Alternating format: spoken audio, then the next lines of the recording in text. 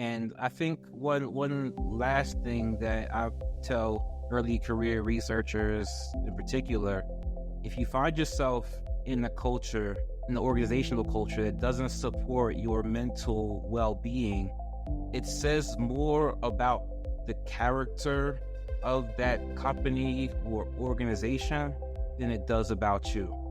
Be confident when you feel it's time to remove yourself from an unhealthy situation. It's okay to prioritize yourself.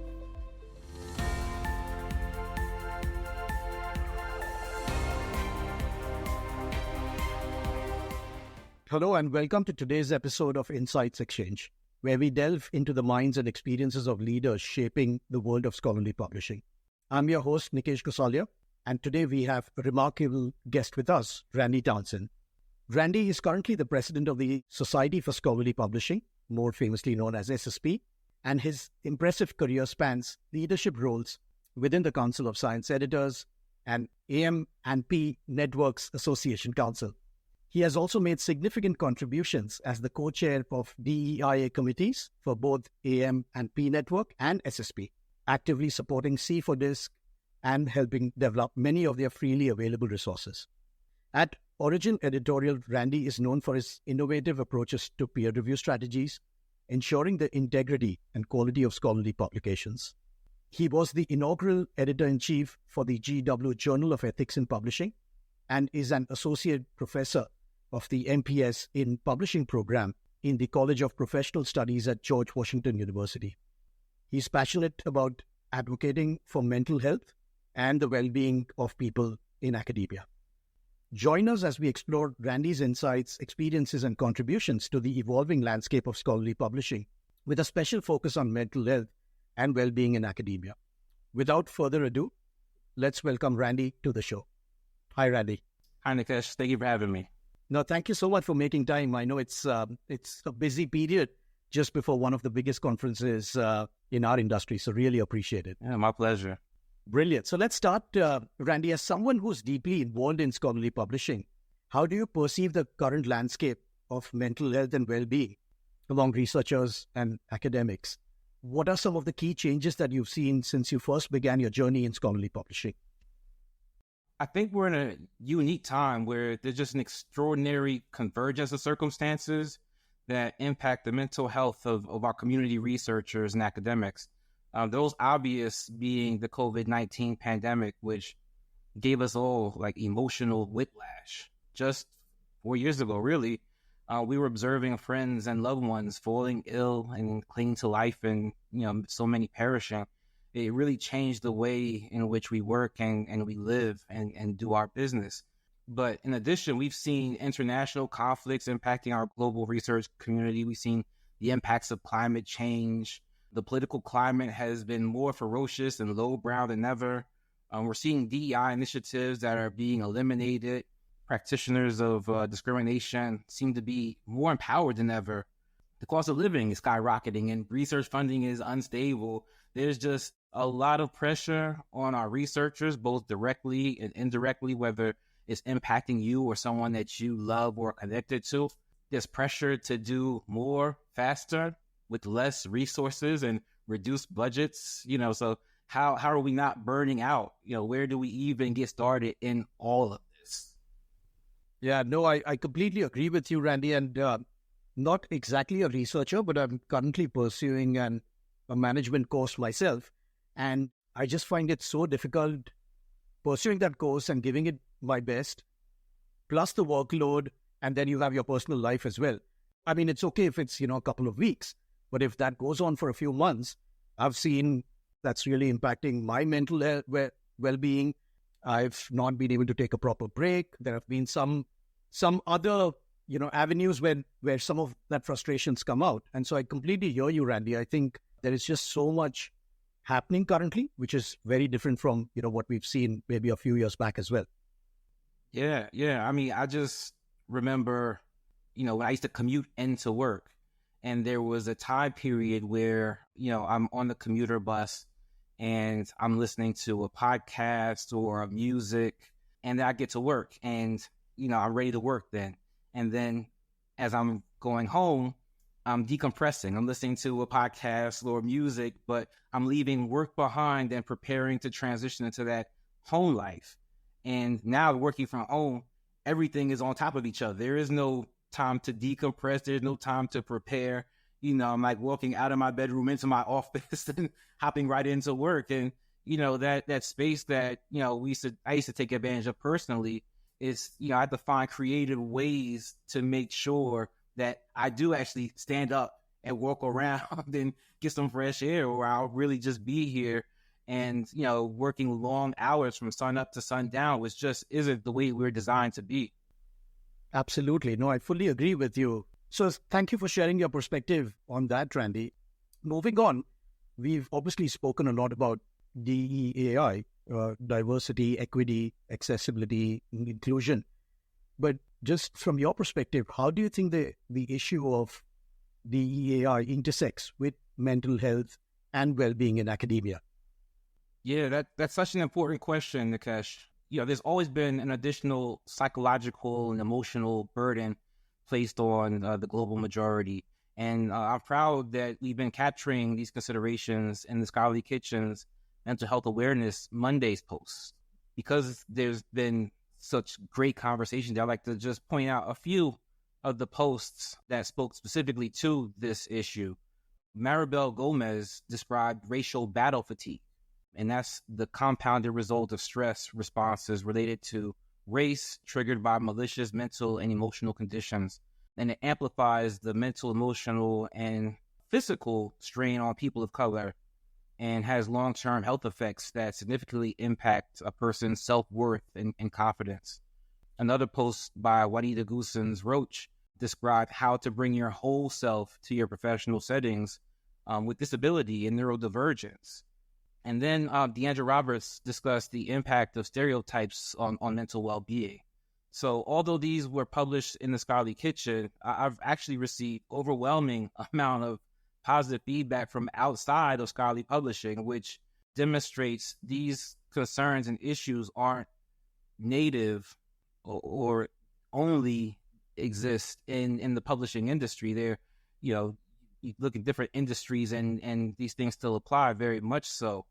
Imagine going into your workplace or your research lab and being the only one of you, and you're not welcome, and you experience the microaggressions each day, or you're not invited to the group lunch or included in the jokes. Everyone's laughing, but you're not included. You don't know what they're laughing about, or maybe they get quiet when you walk by. Or maybe it's not a microaggression. Maybe it's something just more blatant, and the leadership says absolutely nothing. They watch things happen and don't say anything. When the people in power fail to correct bad behavior, it justifies that behavior. It says this is the culture. And those unsettling scenarios are too true for too many people. And I've been that person that's waiting desperately for someone of authority or leadership to speak up and correct bad behavior or come to my defense. And, when that doesn't happen, like everything else becomes heavier. Like the challenge that you had for regular work, you have to get through this other thing first. And no one else has that problem if, they're not the recipient or the target of that bad behavior. Yeah, no, absolutely. I hear you, Randy. And I think maybe, fortunate enough when I first moved to the UK and when I first started to attend a lot of scholarly publishing conferences, most folks have just been so welcoming and, made me feel a part of that community because of maybe the foundation that we started to create around inclusivity, embracing diversity. And now, 11 years on, I feel like an integral part of this family. And SSPs, maybe about 6 or 7 years back used to be a stress point for me. Can I go and talk to folks? Will people judge me? But it's no longer the case, Randy. I'm looking forward to just meeting people. At the end of the day, they are people, friends, colleagues, peers, even competitors for that matter. But I hear you, Randy, because I've seen that with a lot of folks within and outside the industry.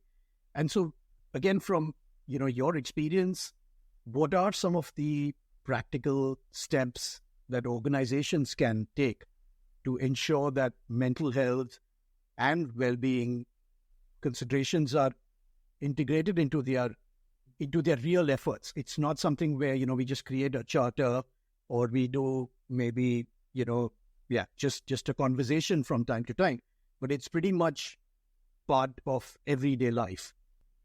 Yeah, I had that same experience, at SSP. And, I've been the beneficiary of some really great leaders and mentors that welcomed me. And when they welcomed me, it made it okay for others to welcome me, whether they were, they didn't want to welcome me at first, which I don't really think was the case, but they were unsure how to welcome me. But they really set a good tone that, it definitely alleviated some of the things that I was considering. Like, you walk in, it's just you. You're like, oh my goodness, where's someone else that looks like me in this room? And it's like, you know what? I'm it. I'm the sole representative of anyone that looks like me in this industry. So, having that good leadership is really, really important and, sets the tone. Some practical steps I think that a lot of organizations can adapt. I think it starts with clarifying the expectations and limitations. You can't do everything. You can't address everything all at once, especially if you're starting from scratch. And this is, a change that you want to make in your organization. So what are the specific goals you're hoping to accomplish, and what does success look like? Being really specific about what it is and what it isn't. When we started having discussions around mental health at SSP, it was so important for me to let the members know, I'm not a therapist. So please don't come to me and hope that I can solve, whatever the thing is that you're experiencing. I can't do that. I can advise you, but I'm not the professional to come to. So really want to clarify what our guardrails were. And I think organizations need to be clear with their members and their staff about, what an activity or initiative is intended to do. Going beyond that, establishing and maintaining trust. Like, your people aren't going to talk to you if they don't trust that you'll handle those conversations with care. They're being vulnerable, but they'll only be vulnerable if they know that you're going to respect those conversations and really be sincere and provide support. Find out from your members what they need. Too often we talk in a bubble. The leader may be in a room and, I think they need this, this, and this, and, here's the plan. And the people that really need something aren't even included in the conversation. So, make sure that your activities are collaborative and transparent. Depending on the organization, make sure your HR is trained to support the staff, and then train the leadership to be empathetic and compassionate. Just going back to, my example of SSP and, having that authentic, compassionate, sincere, and genuine leadership that really set the pace and demonstrated not just today what it's going to look like, but going forward, this is how we're going to welcome a Randy or people like Randy or, others that aren't here yet. But when they come in, we're going to embrace them as well. Thank you. Thank you for sharing those, Randy. I think those are really useful tips. Moving on, no conversation these days is complete without talking about technology. And, I'm really looking forward to meeting you and so many others at SSP. And I'm sure, that's going to be one of the conversations. But from your perspective, what role do you see technology, or specifically AI, playing in, again, addressing mental health concerns within academia? That's a big conversation. You're right. It's still, I feel like we're still in the salad days of the conversation. We're still early on, even though we've been talking about it, preparing for a number of years. I really think that it unlocks our potential. Like, there's apps that help us manage stress and burnout, and there are tools for early detection and screening. I know a lot of adults that weren't aware that they had autism until they were adults. So imagine the opportunity of being taught at an early age how to leverage your learning so that you're not going through life feeling other or left out. Imagine the power of that self-knowledge and self-awareness. understanding what you need to be successful, getting support that you need that's delivered in a way that's meaningful for you, and being able to deliver that support. If you're a leader, delivering that support in a meaningful way. I think that we just have to keep asking the uncomfortable questions and, going to the technology and going to the AI and going to the potential and say, this is something that, we're experiencing. How can technology alleviate the burdens caused by this thing? Yeah. No, absolutely. I think, again, extremely valid point, Randy. I hear you say, and I can pretty much confirm and agree to that we have to embrace and accept the change, not build up stress contradictory for ourselves. We have to obviously be conscious of balancing everything, because there's just so much happening. Every day the space is evolving. There are thousands of apps, and you want to do some of the other basic things in life as well. But I agree with you. I mean, I think it starts with accepting and embracing the change, and then pretty much deciding how to use it, for your advantage. Mm-hmm.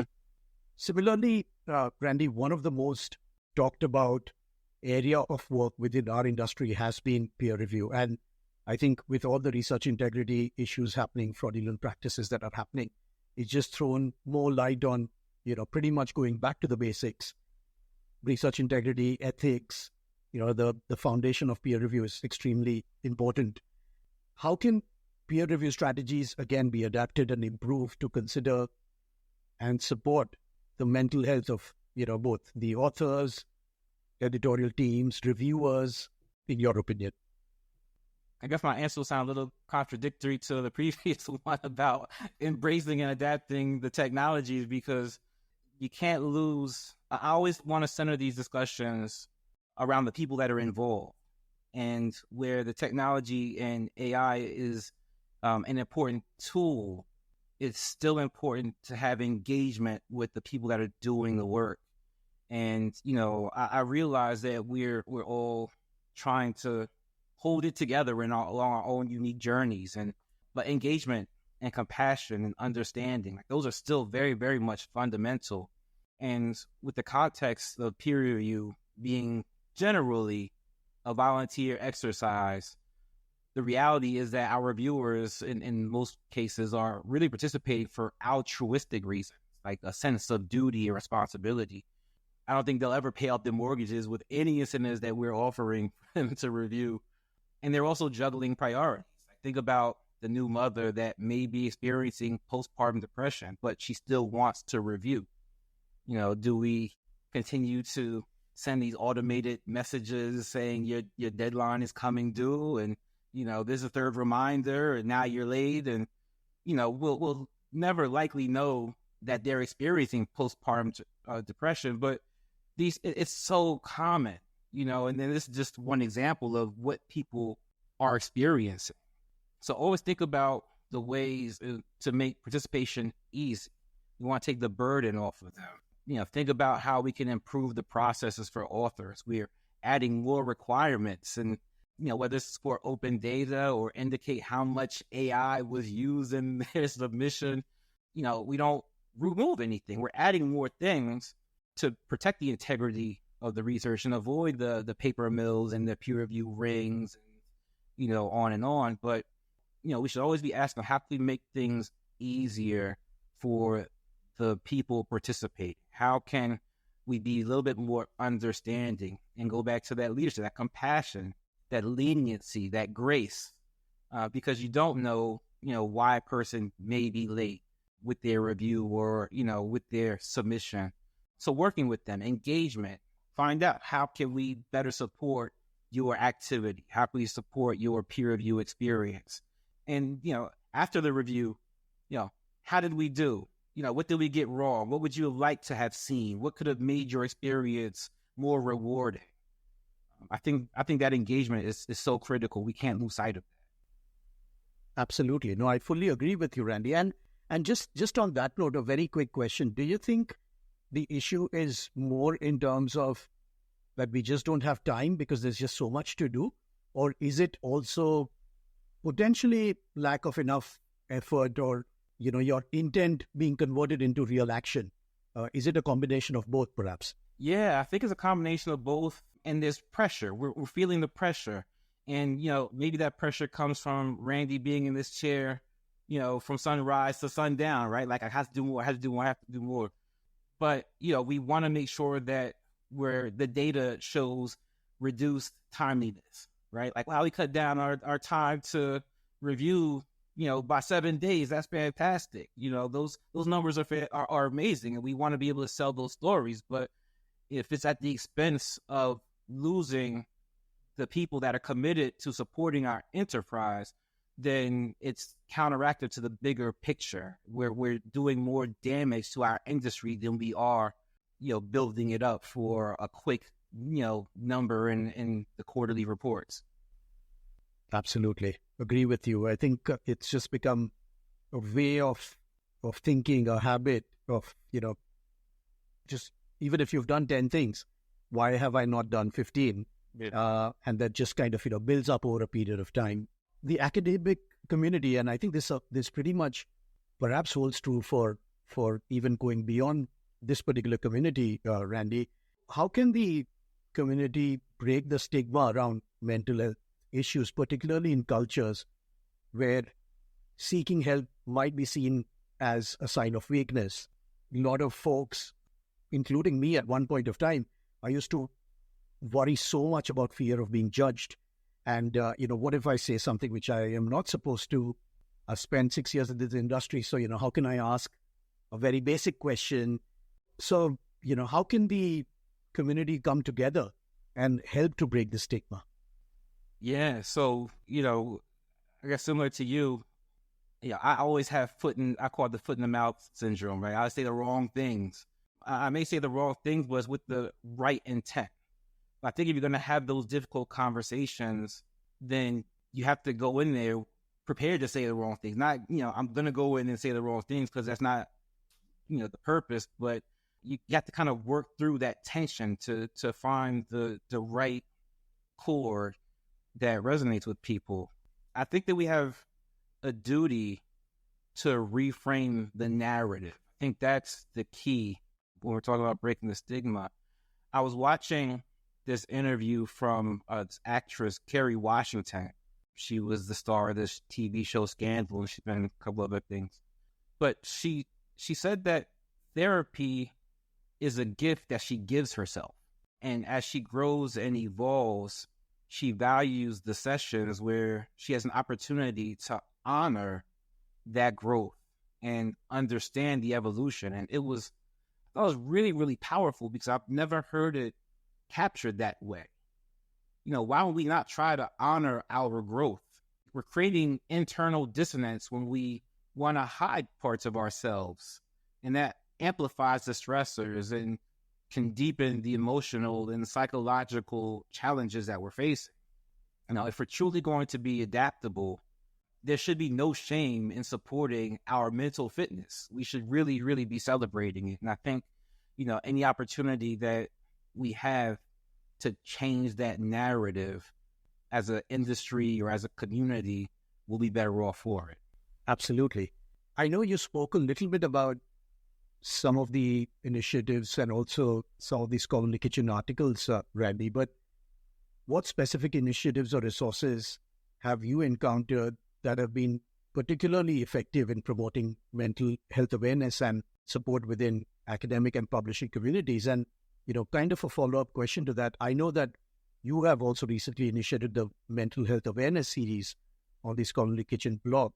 So maybe you can talk a little bit about that as well. And, what is the aim? What do you hope to achieve through it? Yeah, there's two questions in there, and they're big questions. So I'll start with the, I guess, the really non-committal answer of it depends. Because mental health is so broad, there are really great sources available for very specific challenges.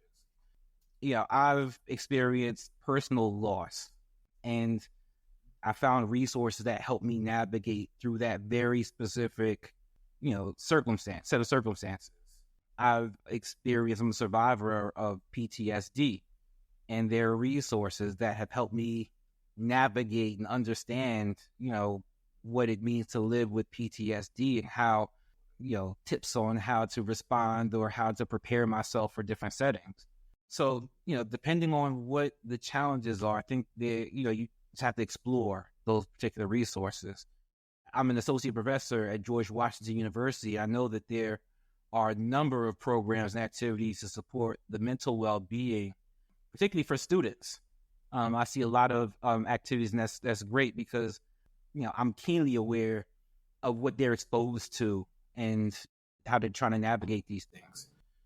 One of the first organizations that approached me when I said I wanted to give more visibility to mental health awareness, it was the American Psychiatric Association, and they're an organizational member of SSP. So for them to come forward immediately after I've made that statement or declaration, it was powerful because it showed, that I wasn't out. I felt like I was out on a limb because we don't talk about this in scholarly publishing, but it really showed right away that I'm not out on a limb. The community is invested in this and they're passionate about this.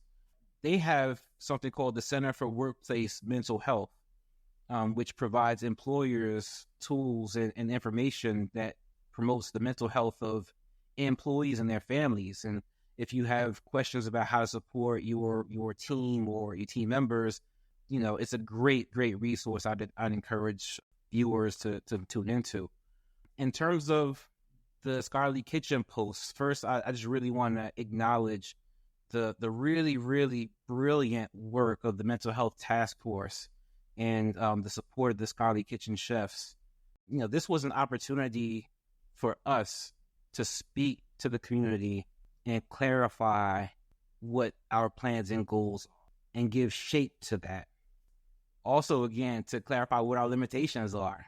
People, again, don't come to Randy for a therapy session because I'm not qualified. Right away, this is what I'm here for or I'm able to do. But I'm hoping to use this as an example of how we normalize these discussions and really remind people that they aren't the only ones experiencing a mental health challenge.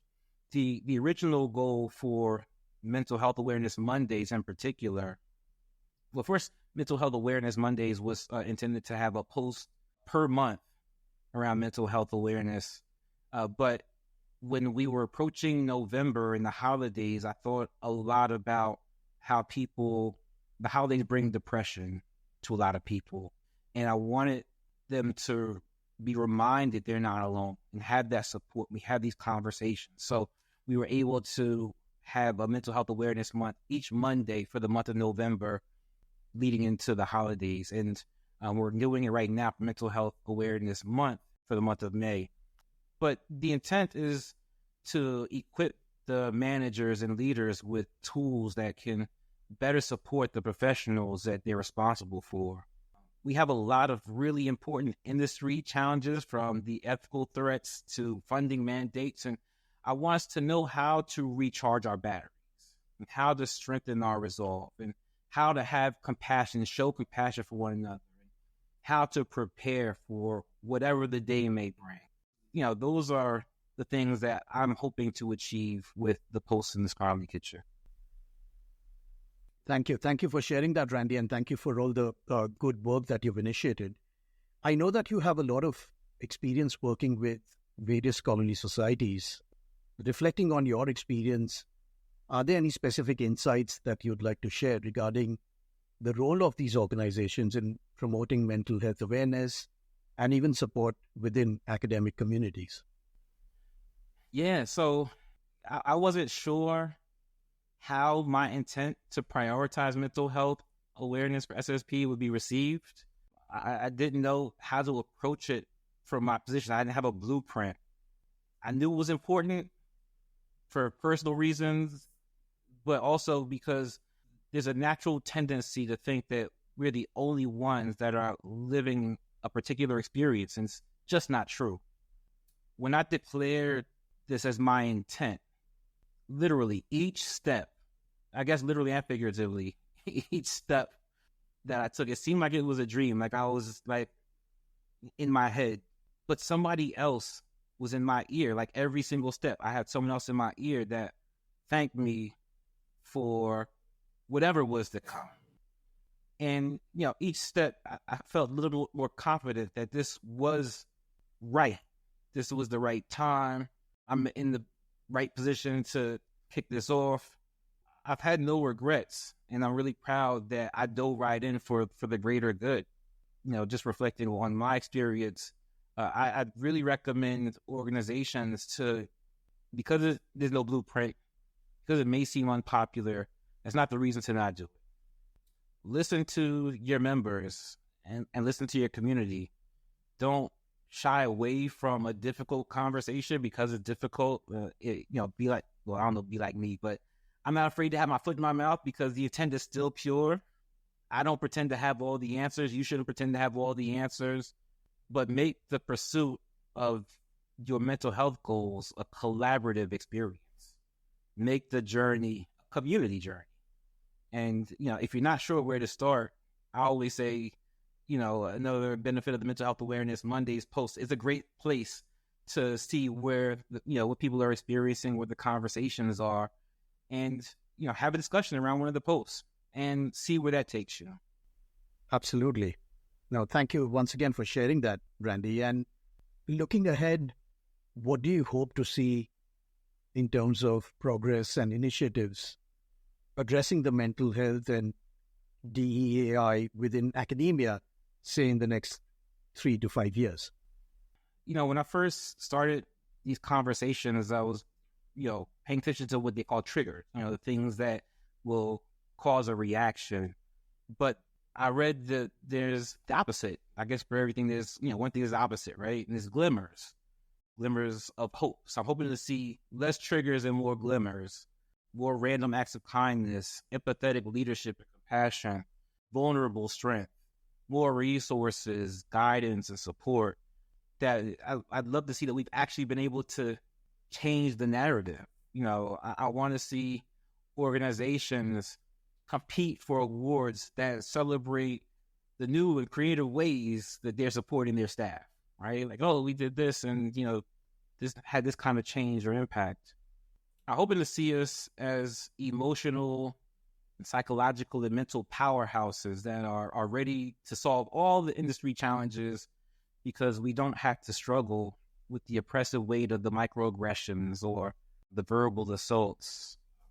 I guess to summarize it, like, I would love to see that we've replaced shame with celebration. Thank you. That's so powerful, Randy. And I know that you work with a lot of students, perhaps even early career researchers. And so, again, from your perspective, what advice would you give early career researchers or even students or academics who might be struggling with mental health challenges, maybe, but, don't have the courage to talk about it? At the same time, they're navigating all of these demands of their profession and other aspects of their life. Yeah. I'd start off again with changing the shame to celebration. Like, don't be ashamed of your experience and what you're going through. Resist that urge to think that nobody understands. We're not alone. Whether the experiences are exactly the same, which I think is rare in a lot of circumstances, but there could be related experiences. There's people that can understand. Like, I may not know your depression, but I know depression. I know what it feels like to be low and how to, dig yourself out. So, don't think that nobody understands, because there are some very understanding people that are probably in your network already. Find out what accommodations and resources that you have that are available and take advantage of them. Don't not take advantage of things that are there for you. They're there for you for a reason. Be self-aware and recharge your internal battery as you feel is necessary. SSP, we're so close to selling out. I'm excited about that. But that's also these big numbers and, potentially a lot of people in rooms. And, if your battery is in the red because you're uncomfortable being around those large numbers, after recession, get some fresh air, take a few steps, be mindful of where you are on the happy meter, what you need. Get the help that you need. Find a trusted person of influence, whether it's an HR rep or a supervisor, a mentor, a colleague, a family member, or even a hotline. Like, just don't be afraid to say, I need help. I need to talk to somebody. And I think one last thing that I tell early career researchers in particular, if you find yourself in a culture, in the organizational culture that doesn't support your mental well-being, it says more about the character of that company or organization than it does about you. Be confident when you feel it's time to remove yourself from an unhealthy situation. It's okay to prioritize yourself. Yeah. Wow. I love that, Randy. I think, so many good points that you've mentioned. Let's convert shame into celebration. It's okay to look at yourself, recharge your batteries, accept, some of the things. It starts with that acceptance. Reach out to folks. There's always help that is available in some, way or form. I just absolutely love that. And I know, Randy, that I've seen you obviously talk on many podiums. I know that, you're very passionate about this, and I'm so glad that we got this opportunity to talk just before one of the biggest events that we have. I know you're extremely busy, but I really appreciate the fact that you were able to, remove time for this, because it's such an important topic. And like I said, an honest confession from my side, Randy, I think I didn't realize this till I started to also engage myself. I mean, not exactly, researcher, but an author in many ways. And when I had so many things happening in life, including this other aspect, I just realized a small proportion of what so many folks might be going through. It could be early career researchers, it could be students with the pressure, it could be authors, it could be the journal editorial teams and the reviewers. And I guess, we just need to, take a step back sometimes, and we just need to, slow things down consciously. So, thank you. Thank you so much, Randy, for being so honest, for being so candid, and sharing such amazing insights. Yeah, my pleasure, Nikesh. Thank you for the opportunity to speak on, these topics that are absolutely important to me. And I'm so grateful to be able to spend this time with you and answer your tough questions too. They weren't easy questions, but definitely important for us to talk through. Yeah, absolutely. And I love the fact that it was a free-flowing conversation. You spoke, your mind, you spoke from your heart, Randy, and I can clearly see that you're very, very passionate about this. And, I'm going back with a certain amount of motivation as well. So, thank you once again for that. My pleasure. As we conclude today's insightful episode with Randy Townsend, we've gained valuable insights into the intersection of mental health and scholarly publishing. Randy's perspectives on the current landscape of mental health among researchers, coupled with his expertise in diversity, equity, accessibility, and inclusion initiatives, shed light on the pressing issues facing academia today. Please watch out for Randy's recent initiative, the Mental Health Awareness Series on the Scholarly Kitchen blog, which highlights the importance of breaking the stigma surrounding mental health issues and effective initiatives for promoting mental health awareness within academia and publishing communities. Randy, I want to thank you for sharing your expertise and insights with us today.